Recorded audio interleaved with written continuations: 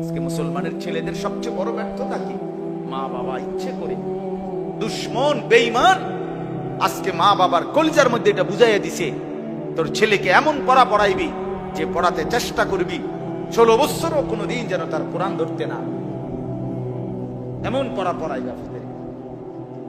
জিয়েরে এমন পড়া পড়াইবা যাতে করে কোনোদিন তার 12 বছরের ভিতরে পর্দা শরীয়তের এই হুকুমের কথা যেন সে শুনতে না।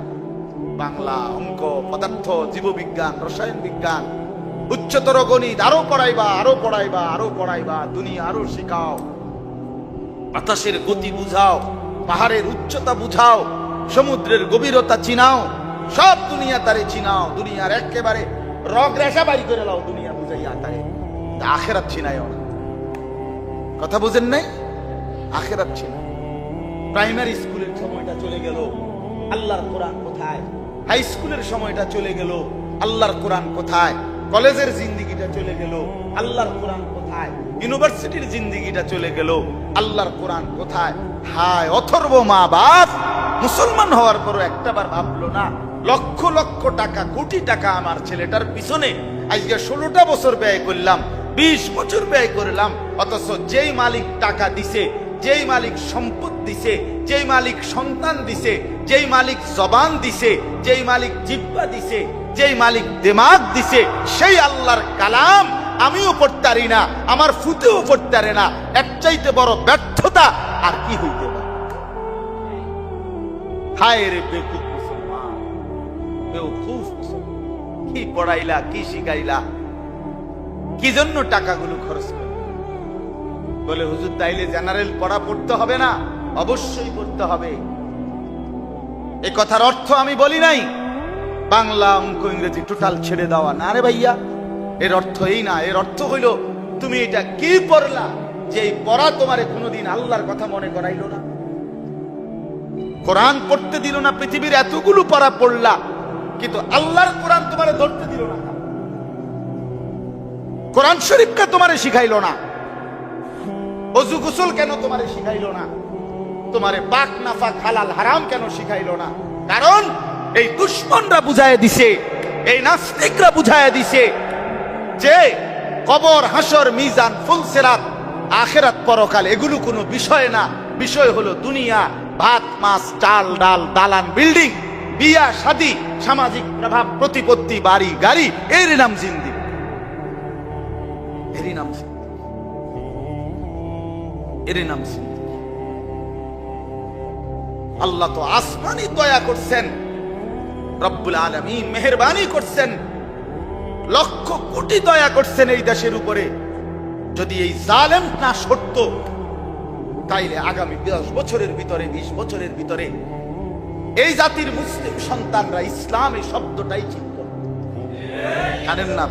এই পরিমাণ কুফরি, নাস্তিক্যবাদ সিলেবাস, পড়ালেখা, বইপত্র এভাবে সাজাইছিল, যদি শুধু এটা চলতো 10টা বছর, তো বাংলাদেশের জমিনে এই জেনারেল ছেলে পেলেদের কাছ থেকে ইসলাম দাফন হয়ে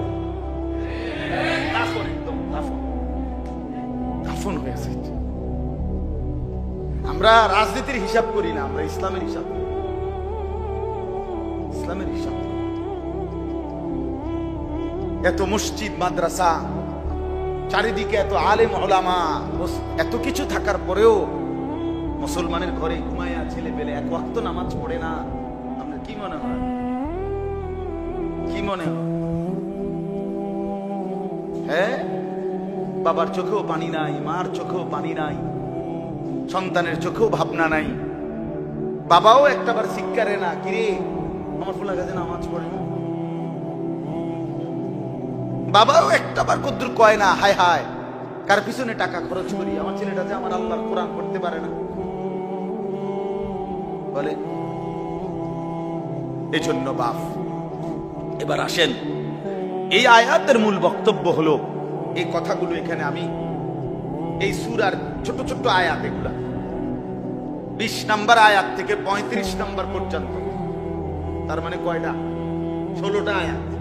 এই ছোট্ট ছোট্ট আয়াত, 16টা আয়াত আমি পড়ছি এখানে এই সূরা কিয়ামা। আল্লাহ তাআলা এখানে আমাদের সামনে দুনিয়া, আখেরাত, পরকাল সংক্ষিপ্ত আকারে তুলে ধরেছেন, মৃত্যু পরবর্তী জিন্দেগি তুলে ধরেছেন। এই একটু শোনেন, আল্লাহ বলেন কাল্লা বাল তুহিব্বুনাল আজিলা। আল্লাহ তাআলা বলেন প্রতিনিয়ত বান্দা, তোমাদের চলাফেরা উঠা বসা দেখলে মনে হয় তোমরা আখেরাতের কথা মোটেই ভুলে গেছো। তোমাদের মধ্যে আখেরাত নিয়ে কোনো ভাবনাই নাই। কারণ কি আসলে? আল্লাহ বলেন কাল্লা, কখনোই না, আর কোনো কারণ না। কারণ একটাই, তুহিব্বুনাল আজিলা, তোমরা আসলে শুধুই কেবল দুনিয়াটাকেই ভালোবেসে ফেলছো। মূলত তুমি বুঝছো কোনটা? দুনিয়া। এই নারী, এই মদ, এই জুয়া, এই বিল্ডিং, এই দালান, এইটাই সব। মরলে শেষ, মরলে শেষ, মরলে শেষ। তাহলে আল্লাহ বলেন যার কলিজার মধ্যে মূলত দুনিয়া বসে গেছে, দুনিয়ার ভালোবাসা, সে আখিরাত ভুলে গেছে। কাল্লা বাল তুহিব্বুনাল আজিলা।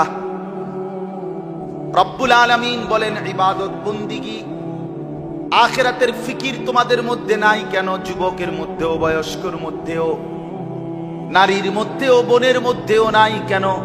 কারণ হলো তোমরা সকলেই দুনিয়াটাকেই ভালোবেসে ফেলেছো। ওই যে এশার নামাজের পর যেই বাচ্চা কোরআন শরীফ পড়ছে, কে পড়ছিল? এখানে কোরআন শরীফ তিলাওয়াত করছে একজন।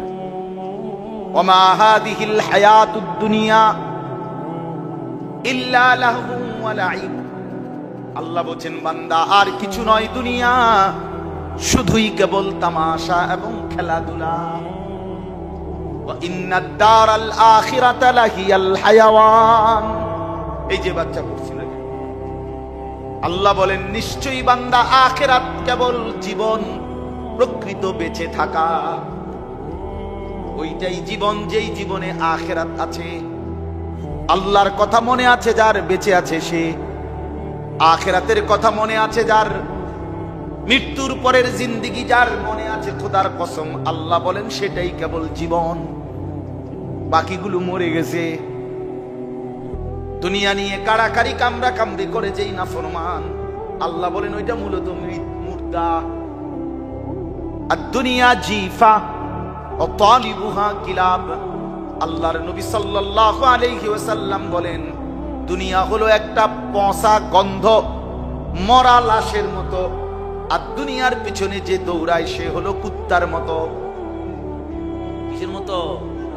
তালিবুহা কিলাব। দুনিয়া নিয়ে কাড়াকাড়ি, কামড়া কামড়ি, কিসের নামাজ, কিসের বন্দিগি, কিসের ইবাদত, কিসের হালাল, কিসের হারাম, সুদ কি আবার ঘুষ কি আবার আমার টাকা দরকার। বেটা তোমাকে এ সমস্ত কথা শুনলে হবে না, হুজুরদের এসব কথা চলবে না। আল্লাহর নবী সাল্লাল্লাহু আলাইহি ওয়াসাল্লাম বলেন হালাল হারাম ভুলে গিয়ে, আখিরাত ভুলে গিয়ে সারাটা সময় শুধু দুনিয়া নিয়ে ব্যস্ত, যে ওইটা কুত্তা। ওইটা কি? কুত্তা। এটা কুত্তা, কুত্তা। নবীজি বলছে এক ওয়াক্ত নামাজ, একটা অটো চালায় বেটা 1.5 বিঘা, হেতের নামাজ পড়তে আরে কি করে বে করছে, একটা বুট পরি বেছে, বন বেছে, বিড়ি বেছে, এবারও নামাজের টাইম নাই। বাবা, আমি যদি দেশটা চালাইতেন কি অবস্থা। সামান্য বন বেচতে গিয়ে এক ওয়াক্ত নামাজ পড়ে, কত বড় অসভ্য, কত বড় চিন্তা করে। আমাদের এই ছেলেগুলো নামাজ পড়ে না কেন? মোবাইল দেখতে, নারী দেখতে দেখতে, অসৎ ছবি দেখতে দেখতে, দুষ্ট বন্ধুদের আড্ডায় পড়ে পড়ে সে ভাবছে এরই নাম জিন্দেগি। আরে না বেটা, এটা জানোয়ারের জিন্দেগি। যে কপালে সেজদা নাই, ও তো জন্তু, হাইওয়ান।